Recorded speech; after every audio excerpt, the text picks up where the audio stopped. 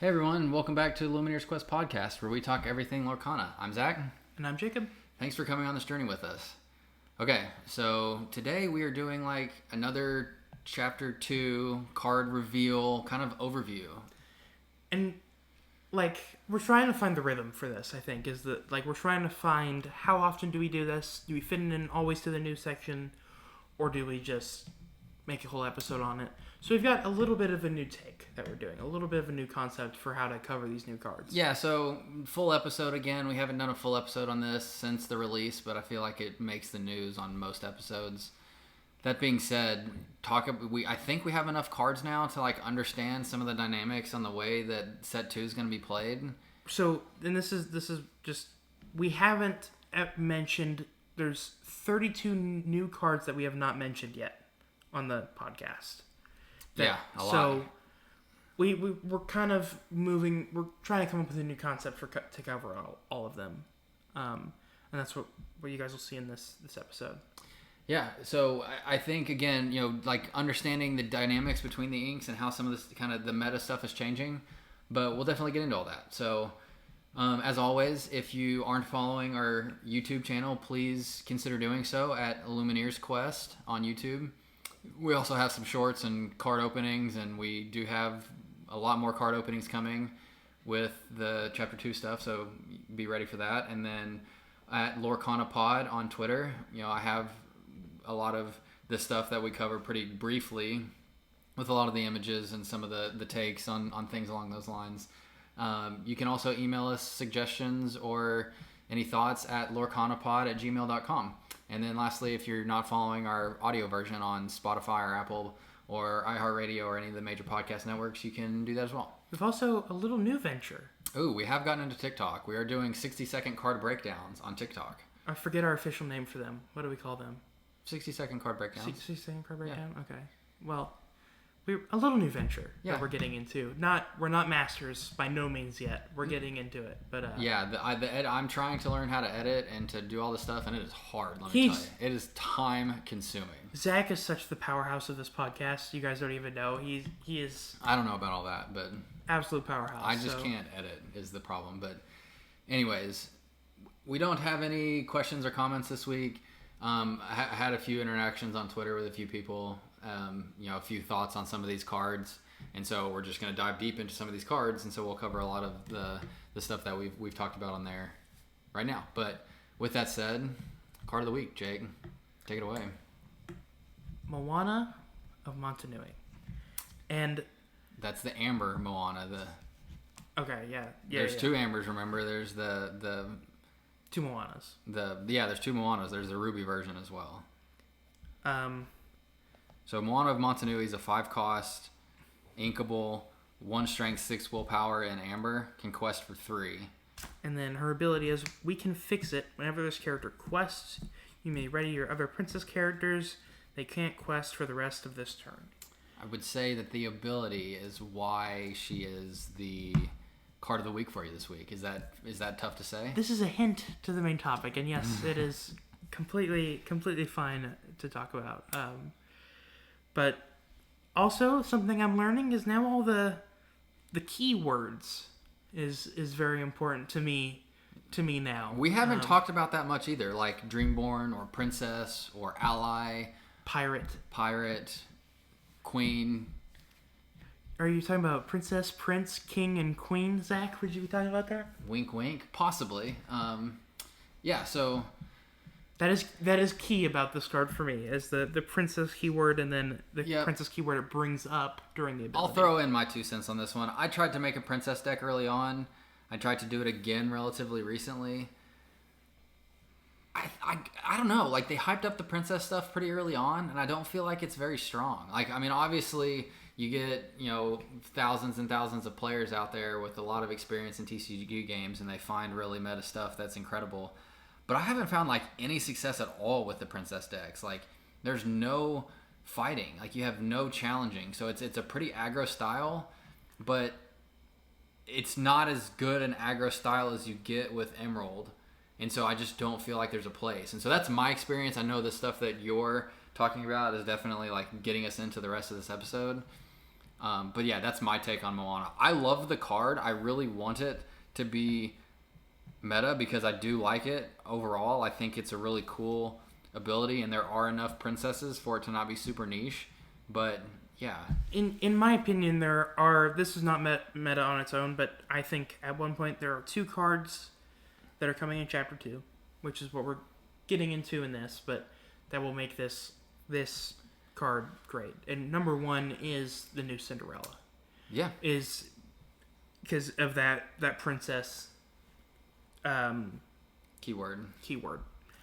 So not meta yet, but very well could be. And that's the main reason I want to bring this up, because like I'm gonna mention a few Chapter 1 cards in this episode, but I just wanted to bring this up because it's one that's been on my mind a lot, and I think it gets overlooked because it's a three quester that has 6 willpower, which is very awesome, and then it has a billion on top of it. You know, it's not vanilla.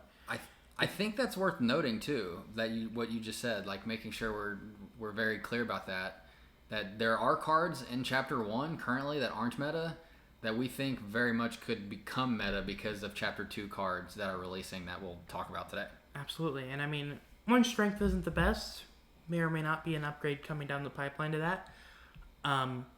But I think 5 inkable, 6 willpower, 3 lore, that's really good stats to me. Yeah, no, I think that's great. And again, I think, she might be getting a buff, and it might be very meta, very, very meta coming up. So, I mean, we're not experts. We don't claim to be, but I see the potential. So maybe the potential fills out, maybe it doesn't. We'll find out soon enough. I'm excited to see where it goes, though. Yeah, so with that said, going on to the news, I feel like we've talked about this 10 times already. But this is the most positive news we've got on But this is actually very rock hard facts. So yes, that's why I wanted to talk about it today, is the restocks / reprints / like release schedule for cards coming in the very near future. Which we have, and what I mean by that is we have official word from Ravensburger. From Lorcana, from Ravensburger on what's coming. And so this, if you're not following us on Twitter, you missed this, but if you are, then congrats, you probably saw this. Basically what they said is, I'll just read this to you real quick. It says, Lorcana TCG fans, we have some exciting updates.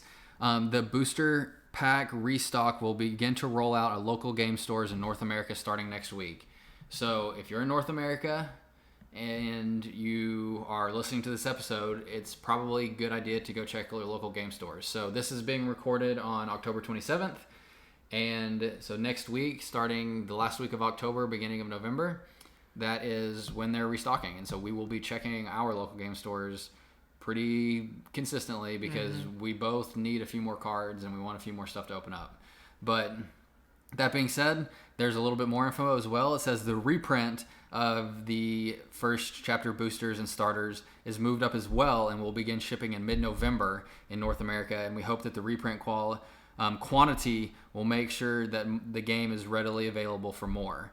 Our goal is for fans to have no difficulty finding the product to get started. So if I could read, that would be a lot more clear. But basically what they're saying is they're releasing more next week and then even more mid-November. So there's the possibility that cards are coming out like every 2 weeks through the end of the year, because we have restocks this week, we have restocks in 2 weeks, we have Chapter 2 right after that, we have more Chapter 2 going into mass market 2 weeks after that, we have reprints of Chapter 2 coming in December like they initially announced a couple weeks ago before they moved up the Chapter 1 reprint. So like through the end of the year, like cards should be readily available. I mean, I don't want to say like you can just walk into a store and buy them, but they should continue to be stocked and made to where people can get them in play. I mean, I'm sure this is the same with you. My hope is that it comes like to Pokemon, where Pokemon is at right now, where they're pretty close to that. Maybe not to the extent of Pokemon, because Pokemon has dropped off in popularity, I'd say quite a bit. It blew up during the COVID time when I got back into it, and then it definitely has like died. Like there's just always stuff on the shelf. Like I don't see anybody ever buy any Pokemon anymore. But anyways, the point is yes, I want it to be readily available too, where there's stuff on the shelf so new people get involved and can buy cards and build the decks that they want.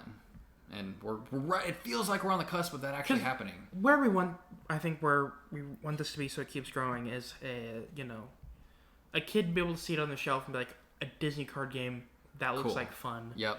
Not having to follow the scalpers and see and check all their targets and check all their local game stores to search for them. We want them to be able to see this and get it. Yeah, and so kind of along that same line, the last bit of news that they announced along with the card restocks is starting in Q2, so like April, May, June of next year, there will be both official fan events and official competitive circuit events for Lorcana. Oh, man. So there will be a competitive circuit starting next year. I'm hoping that gives me another 4 or 5 months to get ramped up to speed to maybe go to a few, depending on where they are and if we can go do something fun. But yeah, so they need the cards to support the competitive and fun local environment. And I think they know that. Yeah. There's actually a little big peak. I would say it was big to me, but they did sort of directly mention scalpers and. Yeah, a little bit. In a couple comments, replies, they did talk about that too. So, and them wanting it to be available and to be able to buy stuff at MSRP. They said they were going to adjust to whatever happens, which is great. Yep. Pokemon did not do that for the longest time. They did not adjust for such a long time. It was hard for them to keep up for sure. I think they tried, but I think it was too little, too late. Which I think a lot of that was impacted by COVID. But anyways. Absolutely. Okay, so a lot of great news. If you have been listening and haven't been able to buy cards and you want to buy more, I would start checking with your local game stores and even some of the more mass market stuff, because I think they will start to roll out soon, especially by the time you're listening to this episode. And yeah, we're in the same boat you are. Like I said, I still need Rapunzels, I still need Elsas, I still need Surfer Stitch, I still need Cusco's. There's plenty of stuff that I want to get some cards to buy, and then right around the corner before we get into Chapter 2. So, with that said, right around the corner before we get into Chapter 2, let's start talking. Let's brief overview of all the inks first and kind of where we see a lot of this going and some of the themes that we're seeing, and then we can talk about some of the specific cards we want to talk about. Absolutely. So, to kick it off, we'll just kind of go down the list here. Amber, to kick it off. There's a lot more continued card draw / healing. I mean, I think that's what you would come to expect from Amber, but it's continuing to build on what's already important there, which is great. And there's some meta cards that are going to build into what is already making Amber great. And it's very singer focused as well. Mm-hmm. Obviously with the 3 singers in the deck, and it also is very song focused with. Be Our Guest. Gosh, I can't talk. With Be Our Guest, and with a couple of the other songs that you get with. I know a lot of the steel pairing, so it's not necessarily in Amber, but there's we'll get to that. I know that's one that you want to touch on, but there's more tools for song and the way that you can interact with songs, and so that's cool. But yeah, it feels very Amber, so we're definitely getting all that fleshed out. We have the Zero to Hero song, which is also coming. We talked about that a while back, but it allows you to play or to sing the song, and then the number of characters you have in play allows you to pay that much ink less for the next character you play that turn. And so there's a little bit of that in Amber already with Lantern. You can kind of ramp above the amount of ink in your inkwell. Mm-hmm. That allows you to do that too. So very much kind of navigating that. You have some bodyguards and some support. We have a little bit more of that with the Queen, which I know we've touched on as well. So yeah, that's getting into that one. I think that's pretty straightforward. I'll let you touch on the Amethyst one, because I know that you're an Amethyst fan, and this one's pretty crazy. So Amethyst has almost completely kind of changed. Not completely. I think it's just more dynamic. There's more things you can do with it. And they stuck to one movie to do this, Sword in the Stone. Because they don't want any other card to be an Amethyst besides Merlin and Madame Mim. Apparently. So to that point, there is we've talked about a few of these forms. Merlin Squirrel, Merlin Rabbit, Merlin Goat, Merlin Shapeshifter, Merlin Crab. And yes, those are all real cards in Amethyst. And they all kind of form around the idea of returning cards to your hand and bringing them back into your hand and taking them out of play. Yep. And I've always thought that this was an interesting dynamic in the game. And there's a like when you bring a card back to your hand, you're also healing it completely. Yep. Which is a very underestimated and underrated part of that mechanic. And I think it's going to be very important to what. So it's becoming a little bit of a healing ink as well. And then we have the Madam Mim cards, which are all about activating that, bringing the cards back. With a brand new legendary card, Madam Mim Purple Dragon, which is a crazy card that we'll get into during the main part of this when we cover some of our favorite cards. But that basically just activates all of the returning cards to your hand. Yeah. Absolutely insane. Everything revealed so far is very much around the Mim, Merlin, bounce back and forth between your hand and the board style. So it's kind of crazy to see, like you said. But it is building the thing that we talked about before that we love, which is the one movie. Yeah, team. that's true too. That's true too. Mim is an Amethyst, Merlin is an Amethyst, Archimedes is an Amethyst, and now Arthur is an Amethyst. Yeah, got Arthur as well. I will probably build a deck around that at some point. It'll be a lot of fun. Okay, so Emerald, I mean, this one's really straightforward, and I'll get into a few of the specifics on this one on my section because I wanted to talk about them, but it's really still very aggro-focused, a ton of questing, and a lot of shenanigans along the way to disrupt your opponent's play as you're doing that. So yeah, I mean, we've got a couple more. We've got Prince John. We've got another song, Bibbidi Bobbidi Boo. We've got Daisy Duck.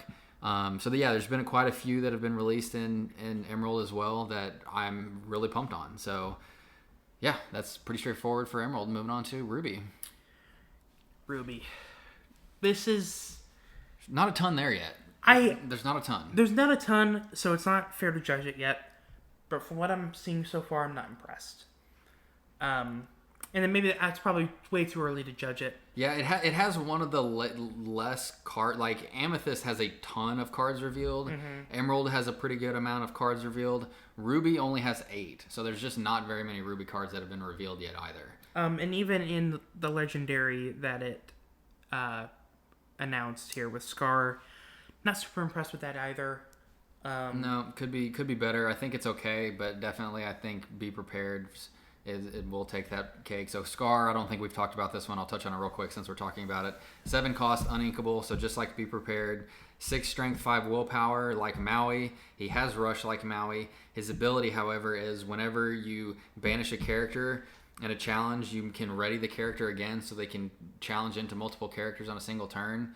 But again, if you're 7 cost, uninkable, and you're needing to challenge into multiple characters, chances are Be Prepared is going to take that spot anyways. So he also has 2 lore, he but quests really for doesn't. You don't need it. That's the difference, is that he does quest, where Be Prepared obviously you can't. But yeah. So not impressed with that. Also has a mediocre Floodborn in Minnie Mouse that we've touched on before, a disappointing Raya card.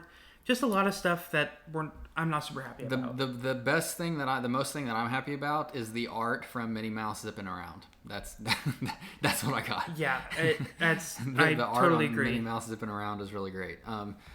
Okay, so Sapphire. I think this one's pretty straightforward too. There's not a ton of releases on this. There's actually only 6 or 7 with one really, really big exception.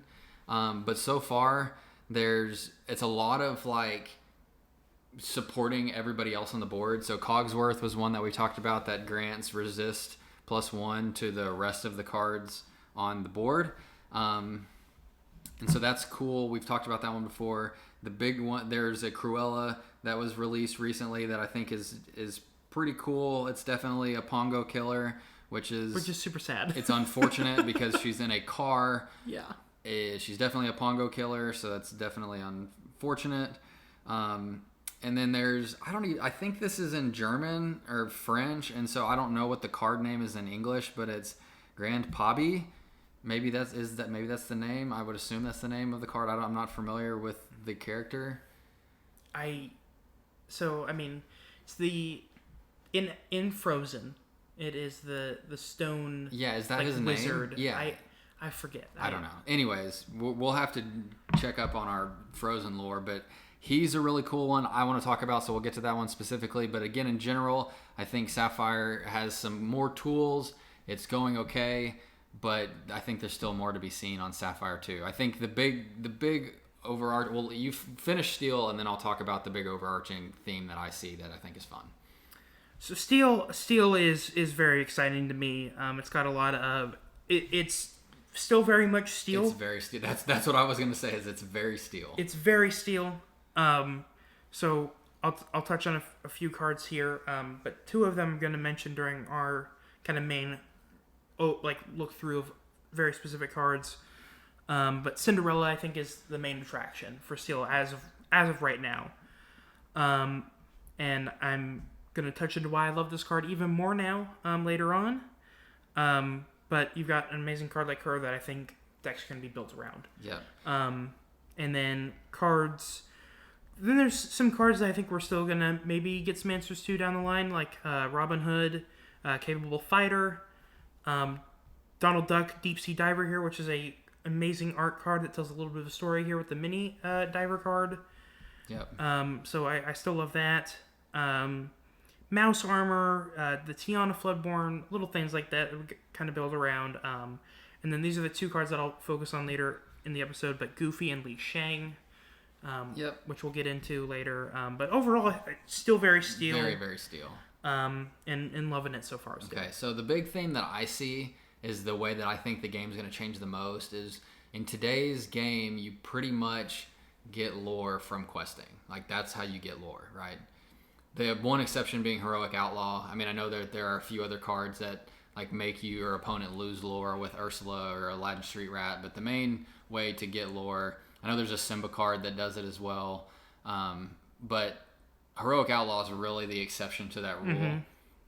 There are now going to be ways to get lore from items. There's going to get lore from playing characters, not questing with character, but playing said character. In the Mem Merlin, there's going to be a way for that same character to get lore when they're removed from play. Yes. So you play characters, you remove characters, items. There's also actions that remove damage, which characters then can use as a trigger to get lore as well. And so you can basically get lore in any way, shape, or form from the set. So that's the biggest way, is that you have to be really aware of all the different ways that people can get their lore, because it's not just questing. With that said, it's the first one that you want to focus on.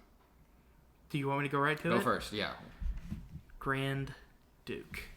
That's your backbone of your deck. And let me just start out by saying this. I am not expecting this to be meta by any means. I am not expecting this to be the top deck. I just love this concept. So basically it is building a Royals deck, and I'll go into the card here, but it's a 2-cost inkable, 2 willpower, 2 strength, 1 lore, and its ability is, and let me get the exact wording here, so is Yes, Your Majesty, and is your prince, princess, king, and queen characters get +1 strength.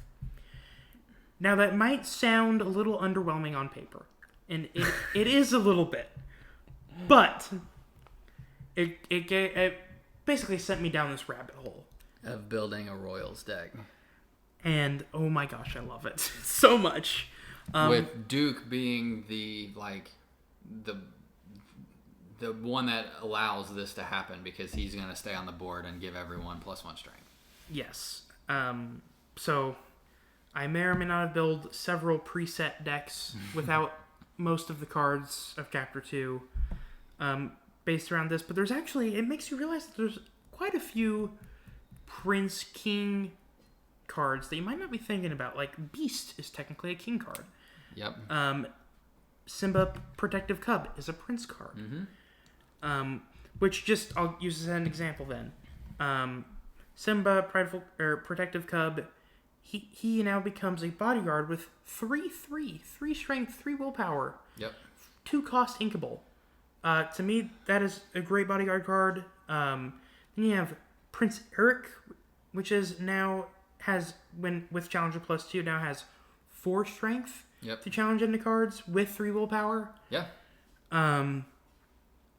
So I just see a lot of potential here with this card.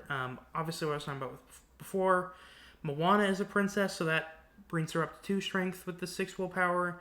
And then her ability also works with a little bit of royal cards with princesses. Yep. Which then works with Cinderella. Yeah. You even have the queen in here, the Floodborn one from Amber. I love this deck so much. It is going to be my project for Chapter 2. So we'll definitely get more into this. You can, or I will, because I don't have mine fully fleshed out, and we'll talk about like the ins and outs of our decks for Chapter 2 when we get into the Chapter 2 episode and everything's been released. But Jake's definitely going Amber Steel. Mm-hmm. Very unmeta Amber Steel from what we see today. I think my deck is going to be very much an Amber Emerald. I was definitely an Emerald fanboy in the beginning. I got a little annoyed with it because, as we talked about last episode, the aggro style is kind of boring. You just kind of play quest, and so I got kind of over it. But I think there's way more tools now to draw in Emerald, and so that's kind of what I want to focus on to start with. And so I'm going to touch on a few of them at the same time here because it's like one main strategy that I'm going with. But it all revolves around the ability for Emerald to discard your opponent's cards when you're playing. And so it's becoming nuts. The engine behind that is Prince John. And so Prince John is a Emerald card, 3 cost, uninkable, 1 strength, 2 willpower, quests for 2, has ward. So he's mainly just a stay on the board guy. And what his ability is whenever your opponent discards 1 or more cards, you may draw a card for each card they discard. So anytime you're able to force your opponent to discard cards, you get to draw off of that. So you disrupt them, you gain stuff from it. That just sounds really fun to like watch your opponent be very annoyed at you. This is going to disintegrate your opponent. It is just going to suck the life out of them. It very well could. And so along those same lines, so Prince John again allows you to discard cards for each, or to draw cards off of your opponent's discards. We've also seen Ka come in with the Hypnotize action, which is each opponent chooses and discards a card, draw a card. So with John on the board, the action allows you to draw 2 because you draw 1 off the action, you draw 1 off of your opponent discarding a card. So that gives that a little bit more life. I would just like to mention this real quick. We've been talking about with all these card reveals about, oh, this might make more sense down the line. We talked about like the Ka card. What is it called? Confuse? What? Hypnotize. We were talking about like, this would make more sense as a song maybe. No, it does not. Like this card completely makes sense now and it adds so much more to the meta here in Emerald. Yep, and then also you play Prince John turn 3. Turn 4 is Daisy Duck, which she is a 4 cost inkable, 2 strength, 3 willpower card, so takes the place of like the Hans in the deck. But her ability says thwart. Whenever this character quests, each opponent chooses and discards a card. So you quest, they discard a card, you gain a card from Prince John. You're really disrupting their flow and their ability to get on the board with everything. And so that's another one I wanted to touch on. And then you have the Bell, which we've talked about before, the legendary that says whenever this character is challenged, the challenging character discards all their cards. So if you have Prince John and you force them into Bell and they have to discard all their cards. So it's just, I think it will be really, really disruptive. And then lastly, to fill out like my focus on this one is you have Forgotten Me, which we've touched on in previous episodes, which is just straight up your opponent chooses and discards 2 cards. So that's again, for 4 ink. They discard 2 cards. You get 2 cards. And then lastly, one that hasn't seen a lot of play thus far, but definitely is in my deck now, is Sudden Chill, which is a song. And it's a 2 cost inkable and just says each opponent chooses and discards a card.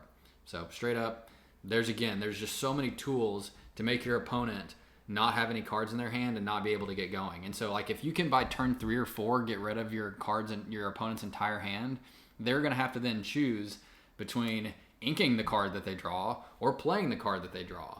And if like say draw a card that costs 7 ink, and they don't want to ink it, but they can't play it, and they leave it in their hand, guess what? Next turn it's getting discarded. Absolutely insane. And with your mention there of Sun and Chill, this tells you that they're already in Chapter 1. They were hinting. Oh, for sure. They were hinting towards Chapter 2, and these are the little Easter eggs we can pick up on. But Emerald, as of now, again, things could absolutely change and probably will. But Emerald, as of now, looks absolutely unstoppable. Yeah, so that covers 2 of mine that I wanted to cover on the Emerald side. That kind of fit into my deck. I have another Emerald one that I'm working with, and I'll get to that one in a second. But yeah, take it away with your... Someone had mentioned the meme card of the reveal so far, which is Goofy. When I saw this card, I first didn't... I thought maybe it was a fan art. And we'll just get into it here. It's a 9-cost inkable, 4 lore, and I'm skipping past the strength and willpower because they go into the double digits. You heard him right, folks. Double digit strength and willpower. 10 strength, 10 willpower. I thought we were never going to cross the... I didn't think that the game made sense to have double digit stats. We've already got there with Chapter 2. Yep. So absolutely opens the floodgates for what's possible in this game. This card is... It's great. It's more about what it means for the game as a whole than the card itself. Give your take on it. It's not super strong. I mean, I love the card. I love the art. I love that it's goofy. I love everything about it. Being a 9-cost and not having an ability behind it like Maleficent Monstrous Dragon, it could get played and taken off right away. And I know that's a really cop-out answer because you can't just assume... Like, you could say that with literally every card. Like, Mickey Brave Little Tailor is just going to get dragon fired. And it does happen a lot. But it's really cool, to your point, to see that get put on the board and to have that threat out there. And so I don't love it. I don't think it will be super meta, but I do think it's a cool card, and I like to see it. I mean, it is the ultimate, takes out anything on the board and will survive. Like, it's the ultimate version of that. It completely blows Maui onto the water. It will basically take the spot of Maui for 1 more cost. Yep. Insane card that I would not think we'd see anything like it for a long time. No. Absolutely crazy to see. Yeah, so the next one I want to talk about is a different Emerald strategy, but it's still within Emerald. It's called the song Bibbidi Bobbidi Boo. So a good, very iconic one there.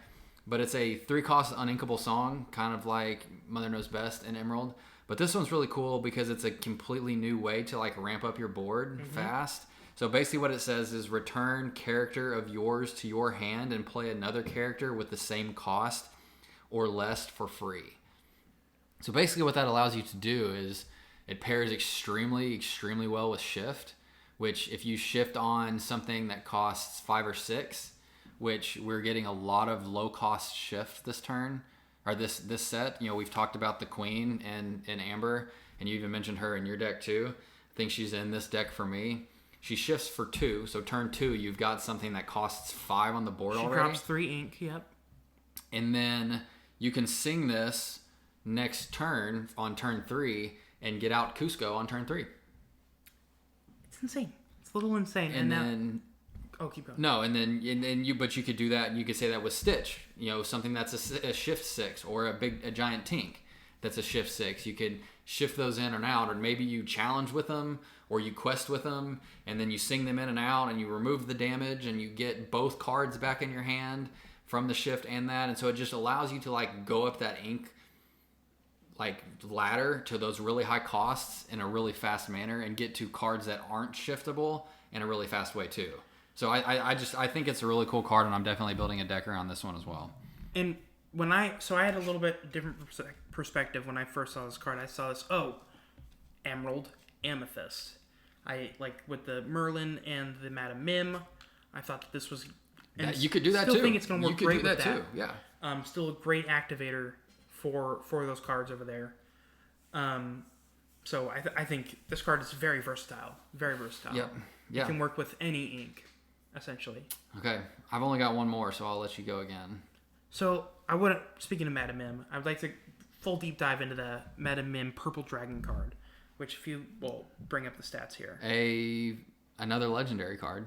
So we've seen another legendary. It's one of the Amethyst legendaries. It's a 7-cost inkable Purple Dragon, as Jake said. 5 strength, 7 willpower, evasive, quests for 4. So very much in the Mickey BLT range. Mm-hmm.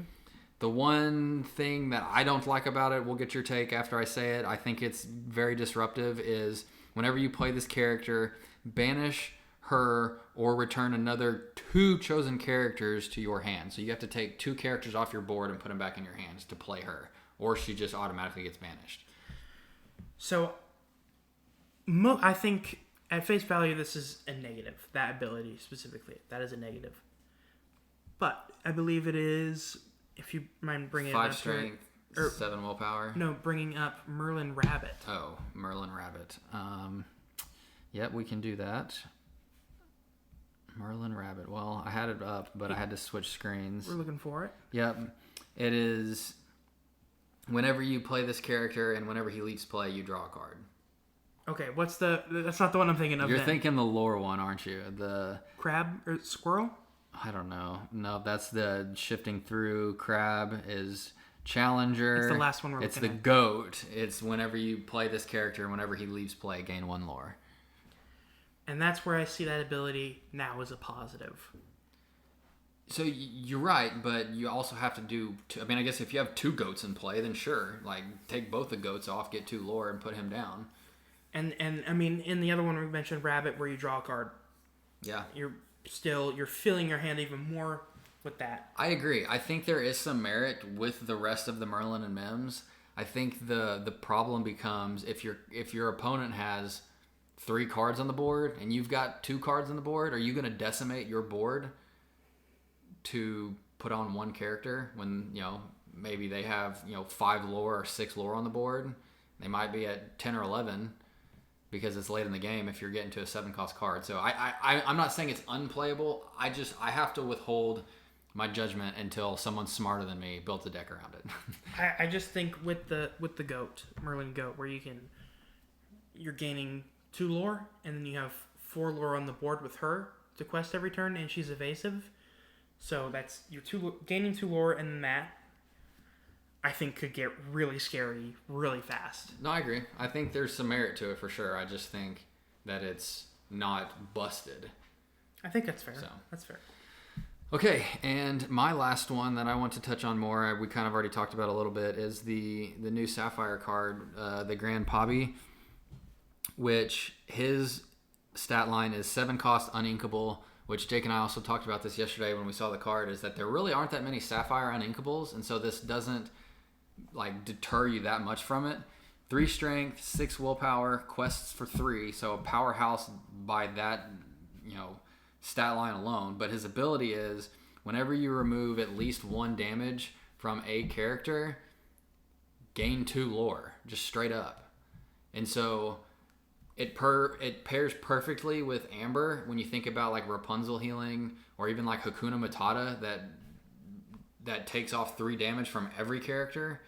So if you are playing Giant Tink and you see this card, you should be scared out of your mind, because if you have 4 cards on the board, you heal all 4 of them, that's 8 lore from my understanding. It could be played differently, I think, but I'm pretty sure each character that gets healed is a trigger for that 2 lore. Not each individual damage that is being removed, but a character that is being healed. So you remove 3 damage, it's 2 lore from that 3 damage. But if you have 3 characters that get healed for 2 damage, I think that's 6 lore. I believe you're right. Yeah. So and then the last piece of this puzzle is the Jasmine Floodborn from Chapter 1, which heals all characters for 2 on the board. I mean, you have her plus Jasmine plus Rapunzel / Hakuna Matata. Yes. See, wow. I know we talked about that Yeah, all characters.